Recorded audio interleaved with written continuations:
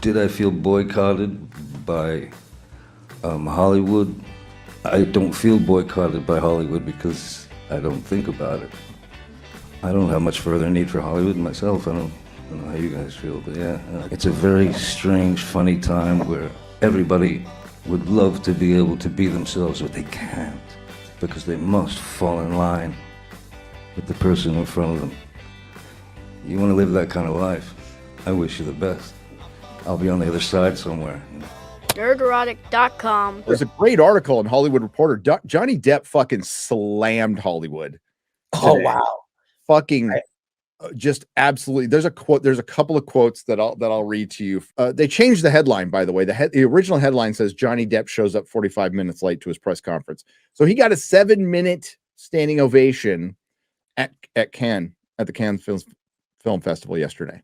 Wow. 7 minutes. So then he does a presser afterwards, and he was there, and he's trying. I think he was just mulling over like, this is going to be fucking crazy. I just want to talk about the movie, but there's going to be talks about him. So here's a quote when asked about the controversy.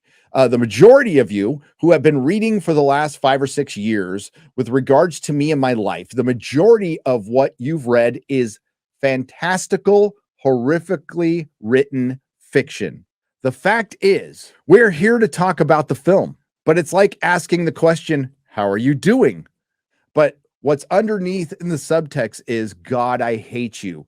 That's the sort of media thing. Wow. When they ask him about a comeback, he's basically said, I keep wondering about that word comeback because I didn't go anywhere. I live about 45 minutes away from here. In fact, maybe people stopped calling out of whatever their fear was at the time, but I didn't go nowhere. I've been sitting around. Comeback is almost like I'm going to come back and do a tap dance my best friend and hope you approve. That's the notion. It's a bizarre mystery, really. Wow. So here's another great quote.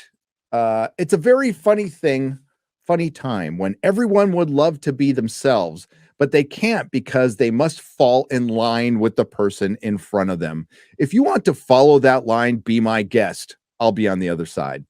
Wow. He said, fuck Hollywood, basically. The headline says, I don't feel much further need for Hollywood. And I think a lot of people are feeling that way. Well, it's weird. The rest of the world kind of looks at us, especially with regard to the Me Too thing, that America's gone crazy. Like the rest of the world is like, what are you talking about? It's utterly, it was, look, could there be improvement? Always.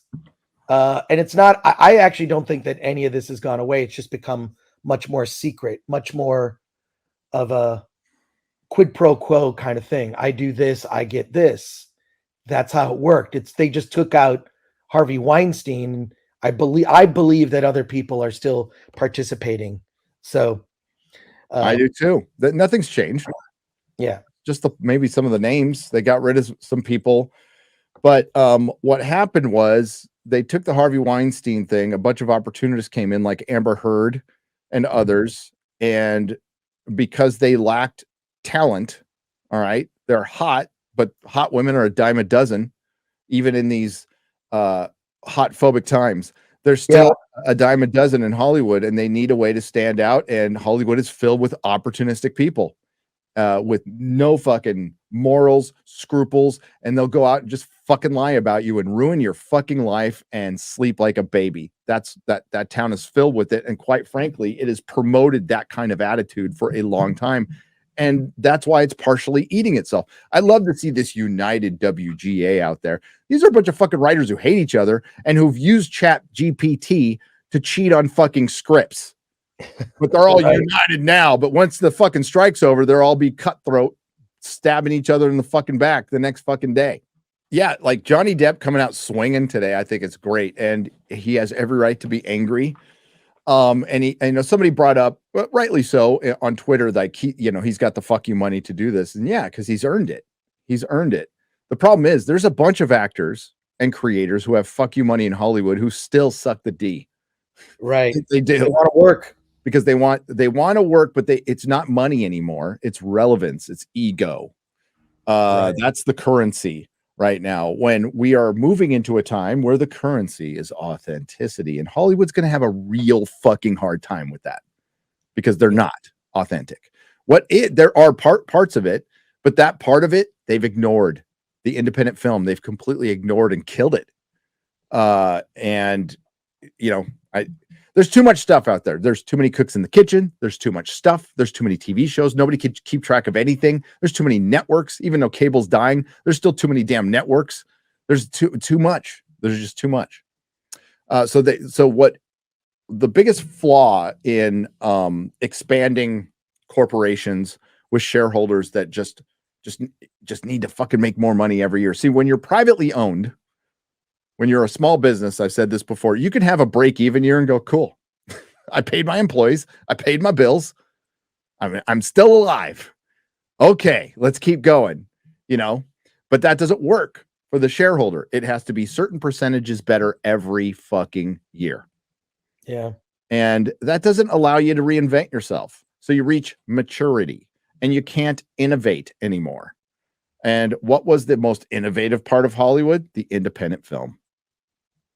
Well, see, this is the thing with the theatrical experience. I think that, people will come out for the big tentpole movies, for Fast X, for The Flash, films like that. The mid-level movies, are they going to come out for a small movie? No, because most people look on those movies, and because they've been trained, they look on those as streaming movies. Like I've seen some very good movies this year, and I'm like, oh, well, that's a streaming movie. If I saw that on streaming, I probably would have liked it more than seeing it in a theater. Sisu. How much did Sisu cost? Well, yeah, it was cheap. It was 6 million euros to make. Yeah. And it's one of the best movies I've seen this year. It's the most fun I've had at the theater this year. A movie that cost 6 million euros. That's about maybe 4 or 5 episodes of Picard that Patrick Stewart got paid for. Yeah. I'm serious. He got paid a lot of money. Yeah. And that was the first season. That was just the first season. Nerdrotic.com. Please subscribe. Hey, if you like what we do here at Nerdrotic Daily, please like, share, and subscribe. And if you could do that with your favorite YouTuber as well, I'm sure they would appreciate it as much as I do.